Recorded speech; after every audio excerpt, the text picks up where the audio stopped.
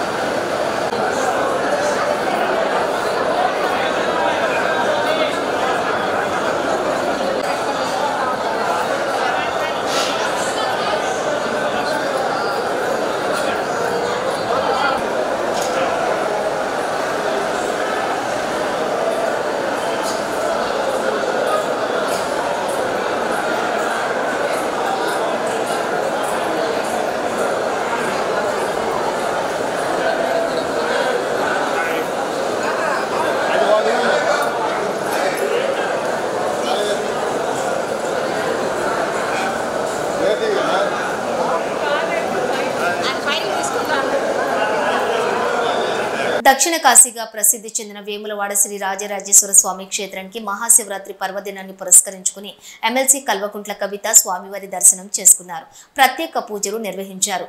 చెల్మిడ లక్ష్మీ నరసింహారావు నాయకత్వంలో పట్టణ నాయకులతో కలిసి ప్రజలకు మహాశివరాత్రి శుభాకాంక్షలు తెలిపారు. మాజీ ముఖ్యమంత్రి వైఎస్ఆర్సీపీ అధినేత వైఎస్ జగన్మోహన్ రెడ్డి పులివెందులలోని పర్యటిస్తున్నారు. బాకరాపురంలోని తన నివాసంలో ప్రజలు పార్టీ కార్యకర్తలతో ప్రజా దర్బార్ నిర్వహించారు. ప్రజల సమస్యలు అడిగి తెలుసుకుంటూ వాళ్ల విజ్ఞప్తులను స్వీకరించారు. వైఎస్ జగన్ రాకతో నియోజకవర్గంలో సందడి వాతావరణం నెలకొంది. ఆయన్ని కలిసేందుకు అభిమానులు కార్యకర్తలు పెద్ద ఎత్తున తరలివచ్చారు. వైఎస్ జగన్ తో సెల్ఫీలు ఫోటోల కోసం ఎగబడ్డారు.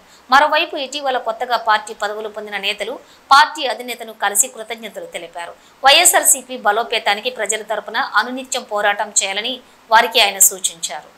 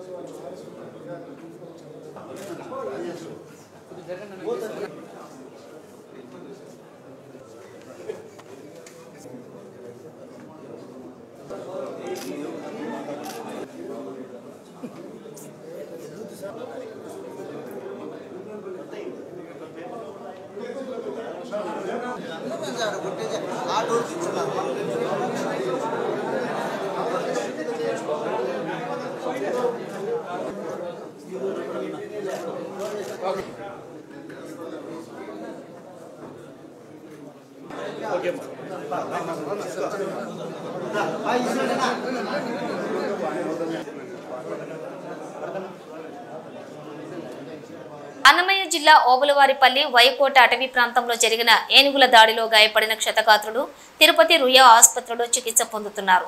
రుయాలో చికిత్స పొందుతున్న చిన్నారి అమ్ములను ఫోన్లో మంత్రి సత్యకుమార్ యాదవ్ పరామర్శించారు. మెరుగైన వైద్య చికిత్స అందించాలని వైద్యులను ఆదేశించారు. గాయపడిన మరో వ్యక్తికి రేణిగుంటలోని ప్రైవేట్ ఆసుపత్రిలో చికిత్స అందిస్తున్నారు.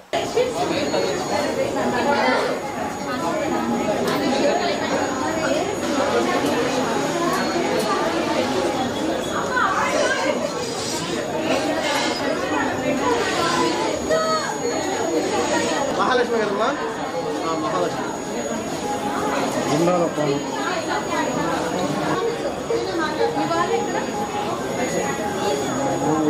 నీళ్ళు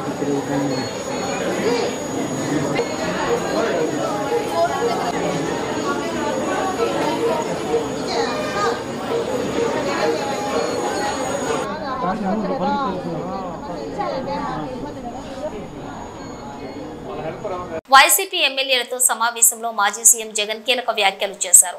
మనం అబద్ధాలు చెప్పలేక ఓడిపోయాం, ఈసారి మనమే గెలుస్తామన్నారు. చంద్రబాబు బిర్యానీ పెడతానని పలావ్ పెట్టే మనల్ని జనం వద్దనుకున్నారు. పింఛన్లు, గ్యాస్ సిలిండర్లు తప్ప కూటమి ప్రభుత్వం ఇంకేమీ అమలు చేయలేదు. తల్లిదండ్రులకు దూరంగా ఉంటూ ఉద్యోగాలు చేయాలంటే యువత బాధపడుతున్నారు. సొంతూరులో ఉంటూ తల్లిదండ్రులను చూసుకుంటూ ఉంటారనే వాలంటీర్ ఉద్యోగాలు, ఫిష్ మార్ట్, మటన్ మార్టులు తీసుకొచ్చాం. 100% మన నిర్ణయాలు, పాలసీలు కరెక్ట్ అయినవే అని చెప్పారు వైఎస్ జగన్. నూతన హౌసింగ్ స్కీమ్ ద్వారా యూనిట్ కాస్ట్ 2.5 లక్షల రూపాయలకు పెంచడం జరిగినదని తెలిపారు మంత్రి కోలుసు పార్థసారథి. ఆ వివరాలు ఇప్పుడు చూద్దాం. మరి హౌసింగ్ స్కీమ్లో కూడా మరి ఇంతకుముందు కేవలం 1,80,000 రూపాయలే యూనిట్ కాస్ట్గా ఉంటే దాన్ని 2.5 లక్షల రూపాయలకి పెంచడం జరిగింది. దాంట్లో పోయిన ప్రభుత్వం కేవలం 30,000 రూపాయలు మాత్రమే ఈ పేదవారికి ఇల్లు కట్టుకోవడానికి ఇస్తే ఈ ప్రభుత్వం 1,00,000 రూపాయలు కాకుండా ఎస్సీ, ఎస్టీ, బీసీలకి మరో 50,000 రూపాయలు, ఎస్సీ, బీసీలకి అదేవిధంగా ఎస్టీలకి 75,000, 1,00,000 రూపాయలు అదనంగా సహాయం చేసి వారికి ఒక పక్కా గృహ వసతిని ఏర్పాటు చేయాలని చెప్పేసి కూడా ఈ సందర్భంగా మరి తెలియజేయడం. ఉమ్మడి కరీంనగర్, నిజామాబాద్, ఆదిలాబాద్, మెదక్ జిల్లాల పరిధిలో నేడు జరుగుతున్న ఎమ్మెల్సీ ఎన్నికలలో స్వతంత్ర పట్టభద్రుల అభ్యర్థి పెట్టి చేస్తున్నటువంటి తనను అధిక మెజారిటీతో గెలిపించి శాసనమండలికి పంపించాలని కృష్ణారెడ్డి కరీంనగర్లోని ప్రెస్ క్లబ్లో ఏర్పాటు చేసిన మీడియా సమావేశంలో ఆయన మాట్లాడుతూ పట్టభద్రులందరూ కూడా ఆలోచించి మొదటి ప్రాధాన్యత ఓటు వేసి గెలిపించాలని కోరారు. మీడియా మిత్రులకు నా నమస్కారాలు. అదేవిధంగా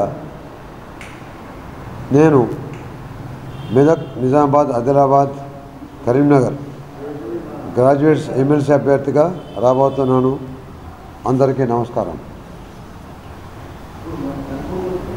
నాది ఒకటే సమస్య. ఎందుకంటే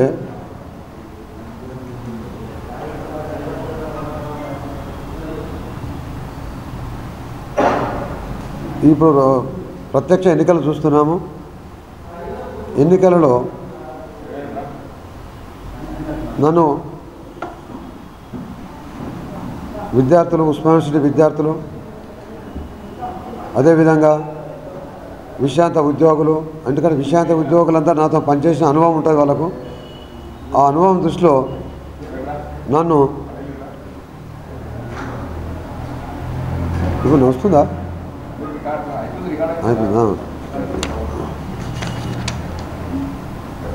నాకు విద్యార్థి దశ ఉంటే నాకు రాజకీయ లక్షణాలు కాదు. నాకు విద్యార్థి నాయకునిగా ఉన్నా. నేను ఎవరికి ఏ సమస్య వచ్చినా నేను ముందుంటుండే. తెలంగాణలో ఉన్న 10 జిల్లాల వాళ్ళకి తెలుసు చంద్రకృష్ణారెడ్డి అంటే.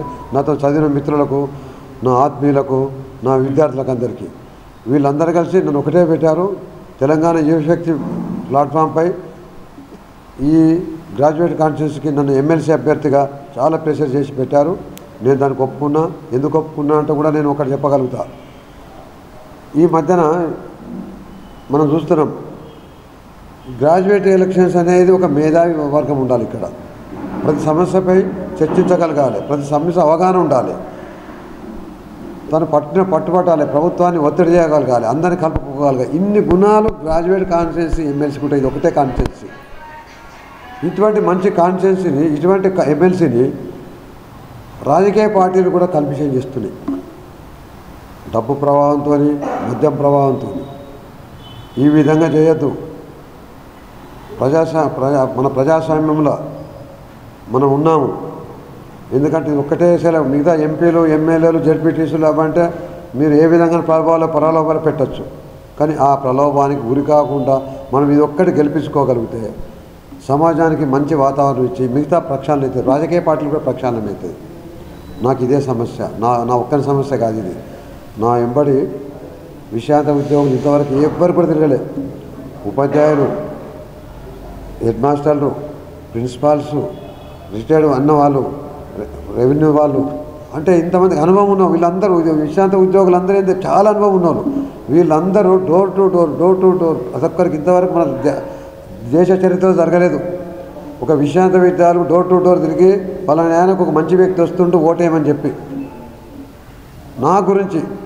ఎందుకంటే నేను అందరితో కలుపుకోకపోతా కాబట్టి నేను నిజాయితీగా ఉంటాను. మా మిత్రులకు తెలుసు. ఇటువంటి వాడు ఉండాలి అని అన్ని జిల్లాల డోర్ టు డోరు ఒక కార్యకర్తలు కూడా పోతారు. ఒక పార్టీకి కార్యకర్తలు కూడా అంత ఆ విధంగా పనిచేస్తలేరు. వాళ్ళకి మనోవేదన ఉన్నది. ఎటువంటి మనోవేదన అంటే అసలు ఇది ఇటువంటి ఒక మంచి అభ్యర్థి, గ్రాడ్యుయేట్ కాన్స్టిట్యూన్సీకి మంచి అభ్యర్థి ఉండాలనే మనోవేదనతో వాళ్ళు ఎట్లా అంటే నిద్రల ఆహారాలు మారి నేనన్నా టెన్షన్ లేసి ఫ్రీగా ఉన్నా. నేను అసలు ఆ ఫ్రీగా లేకుండా మీరు మెదక్ జిల్లాలో చూడండి, ఎంటర్ నిజామాబాద్ జిల్లాలో చూడండి, జన్నారము, ఆదిలాబాదు, కరీంనగర్, హుస్నాబాద్, ఎక్కడైనా విశ్రాంత ఉద్యోగులు పార్టీ తమ సిద్ధాంతాలు ఉన్న పార్టీ క్యాడర్ కంటే కూడా పనిచేస్తున్నారు. వాళ్ళ బాధ నేను చెప్పలేను అసలు.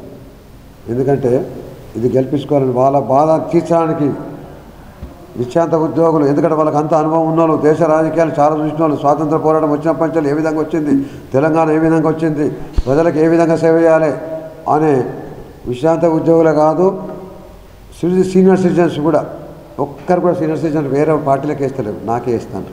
ఎందుకు వేస్తారు తెలుసా? మార్పు తీసుకురావాలి. మనం ఇది మంచి మన తెలంగాణ అభివృద్ధి కావాలి, దేశం అభివృద్ధి కావాలి.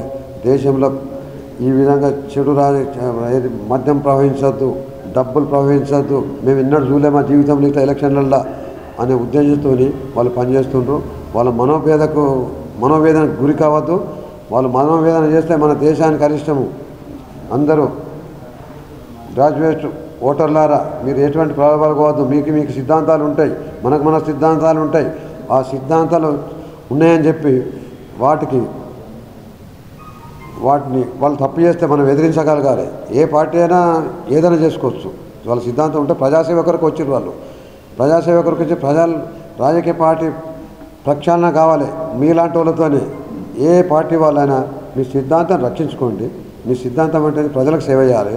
ఆ ప్రజాసేవకు లేకుంటే ఇటువంటి చెడు రాజకీయాలకు పోతే మీరు క్షమించొద్దు. నేను ఎందుకంటే ఏ పార్టీకి సంబంధించిన కాదు కాబట్టి నేను అందరికీ ఇంకొకటి ఏంటంటే అందరికీ అందుబాటులో ఉంటా, అందరిని కలుపుకోపోతాను, అందరి మిత్రులు తెలుసు. అదేవిధంగా నేను గట్టి పట్టున్నోని ఏ సమస్య వచ్చినా దాని మీద అవగాహన ఉంటుంది నాకు. నన్ను మీరు గెలిపించి చూడండి. ఎంతమంది అంటే ఒక మంచి పని చేస్తే ఏ విధంగా ఉంటుంది ప్రజలకు ఎవరికైనా సరే. కొన్ని లక్షలు పెట్టిన సంతోషం లేని సంతోషము. నన్ను గెలిపించినాక మీరు చూడండి తెలంగాణ సంబరాలు చేసుకుంటారు. ఉమ్మడి కరీంనగర్, నిజామాబాద్, ఆదిలాబాద్, మెదక్ జిల్లాల పరిధిలో నేడు జరుగుతున్న ఎమ్మెల్సీ ఎన్నికలలో స్వతంత్ర పట్టాభద్రుల అభ్యర్థిగా మహమ్మద్ ముస్తాఫ్ అలీ మాట్లాడుతూ ఈరోజు 1200 రకాల పట్టాభద్రుల సమస్యలు ఉన్నాయి. అవన్నీ సమస్యలు పరిష్కరించాలంటే తనకు ఓటు వేయాలని కోరారు. కరీంనగర్లోని ప్రెస్ క్లబ్లో ఏర్పాటు చేసిన మీడియా సమావేశంలో ఆయన మాట్లాడుతూ పట్టాభద్రులు అందరూ కూడా ఆలోచించి మొదటి ప్రాధాన్యత ఓటు వేసి గెలిపించాలని కోరారు.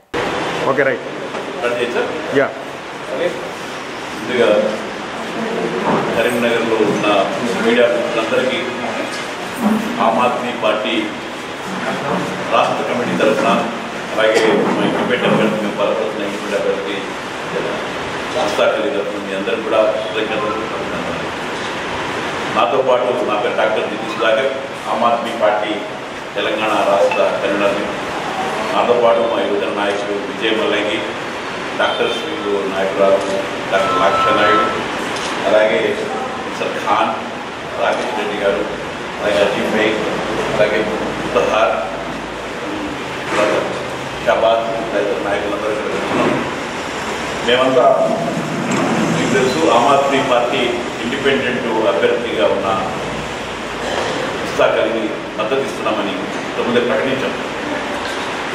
ఇండియా కూటమిలో ఉన్న బట్ కాంగ్రెస్ వైఖరిని మేము వ్యతిరేకిస్తూ, ఎందుకంటే ఢిల్లీలో కానీ ఎక్కడన్నా కానీ వాడు ఉంటే ఒకటి పోవడం వల్ల ఒక మంచి క్యాండిడేట్ కావాలని అనుకున్న తరుణంలో చూస్తున్నప్పుడు ముస్తాకలి మాకు ఎదురయ్యారు. ఆయన 9-10 సంవత్సరాలుగా ప్రజల్లో ఉండి పనిచేస్తున్నారు. ఏ రాజకీయాలు ఏది ఆశించకుండా విద్యార్థులకి సమాజ సేవ చేసుకుంటూ రకరకాల పద్ధతులు ఆయన చేసే కార్యక్రమాలు మేము గమనించాం. నిస్వార్థంగా పనిచేస్తూ ఒక సెక్యులర్ భావనతో ఈ రాజ్యాంగంలో ఉన్న హక్కులని ప్రజలకు అందించాలి. ముందుగా విద్యను అందరికీ అందించాలి. విద్య ఉంటే దేశం బాగుపడుతుంది. అందరికీ నమస్కారం, అస్సలాము అలైకుం and good afternoon to all. నేను మీ డాక్టర్ మొహమ్మద్ ముస్తాకలి. అన్ని జిల్లాల వారిగా తిరిగాము. ఎవరి దగ్గర అయితే రీచ్ కాలేకపోయామో వీఆర్ రియల్లీ సారీ. కానీ మీతో పాటు మీలో ఒకటిగా, గ్రాడ్యుయేట్స్లో ఒకటిగా పోరాడుతూనే ఉన్నాం హక్కుల కోసం. అటు జాబ్ ఆపర్చునిటీస్కే కానివ్వండి, స్కిల్ డెవలప్మెంట్ సెంటర్స్కే కానివ్వండి, లైబ్రరీస్కే కానివ్వండి, గవర్నమెంట్ టీచర్స్ సమస్యలే కానివ్వండి, ప్రైవేట్ టీచర్స్ సమస్యలే కానివ్వండి, ఇలా చెప్పుకుంటా పోతే 1200 పైన సమస్యలు గ్రాడ్యుయేట్స్కి ఉన్నాయి. ఈరోజు మీరు ఆలోచించాల్సిన అవసరం చాలా ఉంది. ఇవాళ ఫోన్ ఎత్తలేని ఒక్కొక్కరు 200 కోట్లు 300 కోట్లు అఫిడవిట్లో పెట్టుకుంటే, ఇవాళ మీ తమ్ముడు మీకోసం సామాజిక కార్యక్రమాలు చేసుకుంటూ మీ ముందుకు రావడం జరిగింది. మీరు ఆలోచన చేసి 43వ నంబర్ పక్కన మొహమ్మద్ ముస్తాకలి అనే పేరు ఉంటుంది, దాని పక్కన ఫస్ట్ ప్రిఫరెన్స్ ఓటేసి మీ తమ్ముడిని గెలిపించుకోవాలని మనవి. ఈరోజు కాంగ్రెస్ చెప్తుంది మీరు ఒకవేళ ముస్తాకలికి ఓటేస్తే బీజేపీ గెలుస్తుందేమో అని, బీజేపీ చెప్తుంది కాంగ్రెస్ గెలుస్తుందేమో అని. ఇదంతా మైండ్ గేమ్, ఏ పూరా మైండ్ గేమ్ హే తప్ప ఇందులో వేరేదేం లేదు. వాళ్ళకి వల్ల ఒక ఇండిపెండెంట్ అభ్యర్థి డాక్టర్ మొహమ్మద్ ముస్తాకలి గెలవబోతున్నాడు అనే రిపోర్ట్స్ ఉన్నాయి. కాబట్టి ఇవన్నీ పకడ్బందీగా ఒక ప్లాన్ తోని రాత్రి మార్చుకోవాలనే వ్యూహం నడుస్తుంది. గ్రాడ్యుయేట్స్ అందరూ ఆలోచన చేయాలా. నేను 43వ నంబర్ పైన ఏది ఏమున్నా మీతో పాటు కొట్లాడుతూనే ఉన్నా. కాబట్టి ఇట్లాంటి మైండ్ గేమ్లకు రావద్దు. మన ఓటు బ్యాంక్ మనకుంది, మేమే గెలవబోతున్నాం ఈ ఎలక్షన్ అని కూడా నేను మీకు తెలియజేస్తున్నా. బీసీ బిడ్డను నన్ను ఆశీర్వదించాలని బీఎస్పీ పట్టాభద్రుల అభ్యర్థి ప్రసన్న హరికృష్ణ కోరారు. కరీంనగర్లోని ఆయన మీడియాతో మాట్లాడుతూ 7 నెలలుగా నిరంతరం ప్రజల్లో ఉన్న రాబోయే రాజకీయాల్లో యువత పట్టాభద్రుల సమస్యలు అన్ని పరిష్కరిస్తారని హామీ ఇచ్చారు. ₹1 కూడా ఖర్చు లేకుండా అందరి మన్ననను పొందానన్నారు. మొదటి ప్రాధాన్యత ఓటు నాకు వేసి గెలిపించాలని ఆయన కోరారు. ఏ రాజకీయ పార్టీలైనా కూడా దయచేసి ఒక బీసీ బిడ్డ మీ ముందుకొచ్చాడు. 2 ప్రధానమైనటువంటి కేంద్రం లోపల, రాష్ట్రం లోపల అధికారంలో ఉన్నటువంటి రాజకీయ పార్టీలతో ఢీకొంటున్నాడు. వారికి సవాలుగా మారాడు, వాళ్ళకు ఛాలెంజ్ విసురుతున్నాడు. ఒక విద్యావంతుని తప్పనిసరిగా కౌన్సిల్కు పంపించాలి అని చెప్పేసి, అందులో మీ అందరి యొక్క మద్దతు ఉండాలి అని చెప్పేసి బీఆర్ఎస్ పార్టీని, ఆమ్ ఆద్మీ పార్టీని, అదేవిధంగా సిపిఎం పార్టీని, మిగతా రాజకీయ పార్టీలందరినీ కూడా ఈ వేదిక ద్వారా మీ మద్దతుని కోరడం జరుగుతూ ఉన్నది. అదేవిధంగా తెలంగాణ రాష్ట్రం లోపల ఉన్నటువంటి అన్ని రకాల కుల సంఘాలకు సంబంధించినటువంటి పెద్దలకు ఈ వేదిక ద్వారా నేను రిక్వెస్ట్ చేస్తూ ఉన్నా. అదేవిధంగా అన్ని ఉద్యోగ సంఘాలు, ఉపాధ్యాయ సంఘాల మిత్రులందరికీ కూడా, రాష్ట్ర బాధ్యులందరికీ కూడా ఈ వేదిక ద్వారా నేను మీ అందరికీ కూడా రిక్వెస్ట్ చేస్తూ ఉన్నా. ఒక మంచి సమాజం కోసం ఒక త్యాగం తప్పనిసరిగా భవిష్యత్ రిఫ్లెక్షన్కు లోను కావాలి. దాని మొగ్గ దశలోనే తుంచివేయకండి. ఎందుకంటే ఈ గుండె 7 నెలలుగా అలసిపోయిందండి. గుండె కంప్లీట్గా అలసిపోయింది. భవిష్యత్తు రాజకీయాలను మార్చబోవడానికి గుండె వచ్చింది. తప్పనిసరిగా ఈ గుండెను ముందుకు తీసుకెళ్ళే ప్రయత్నం చేయాలి అని చెప్పేసి మీ అందరికీ కూడా నేను విజ్ఞప్తి చేస్తూ ఉన్నా. ఒక స్ట్రాంగ్ కమిట్మెంట్ మోడ్తో నేను రాజకీయాల లోపలికి వచ్చాను. ఇప్పటి వరకు గత 7 నెలలుగా ఎక్కడా కూడా ₹1 పంచకుండా, ఎక్కడా కూడా మద్యం బాటిల్లా సరఫరా చేయకుండా, ఆ కమిట్మెంట్తో నేను కంప్లీట్గా ఈ రోజు వరకు నేను నా ప్రచారంలో భాగంగా ఉన్నాను. మరి భవిష్యత్తు లోపల కూడా రేపు రాబోయే 2-3 నెలల కాలంలో లోకల్ బాడీ ఎలక్షన్స్ రాబోతున్నాయి. రేపు ప్రసన్న హరికృష్ణ గెలుపు భవిష్యత్తు లోపల రాబోయేటువంటి రాజకీయాల లోపల ఏ యువతనైతే డబ్బులు లేకుండా రాజకీయాల లోపలికి వచ్చి గెలవాలి అనేటువంటి సంకల్పం ఎవరికైతే ఉంటుందో అది ప్రసన్న హరికృష్ణ అడుగుతోనే పడాలి అని చెప్పేసి యువతకందరి కూడా నేను రిక్వెస్ట్ చేస్తూ ఉన్నాను. ఎందుకంటే మీరందరూ సర్పంచులు కావాలి, మీరందరూ ఎంపీటీసీలు జెడ్పీటీసీలు కావాలి.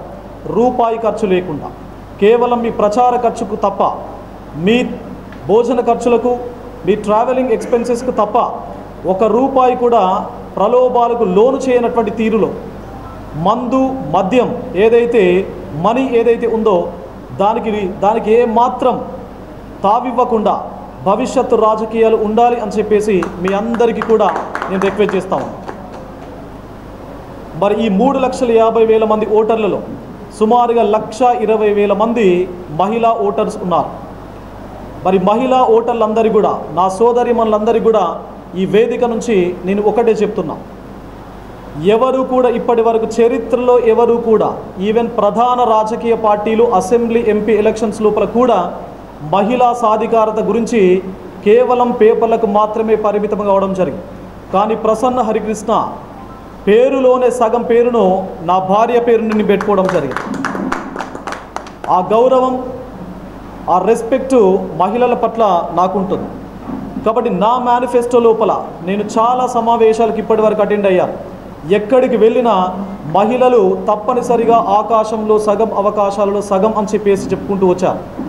మహిళలు 4 గోడలు ఉన్నటువంటి కిచెన్ గదికి మాత్రం పరిమితం కావద్దు అని చెప్తూ వచ్చాను. ఒకవేళ రేపటి భవిష్యత్ తెలంగాణ లోపల మహిళలు సామాజికంగా, ఆర్థికంగా, పారిశ్రామికంగా, విద్యాపరంగా, రాజకీయంగా కూడా ముందుండాలి. ఆ ముందుండడం లోపల ప్రసన్న హరికృష్ణ వెన్నుదన్నుగా నిలబడతాడు అని చెప్పేసి కూడా నేను మహిళా సోదరి మనలందరికీ కూడా ప్రతి వేదిక నుంచి నేను చెప్పుకుంటూ రావడం జరిగింది.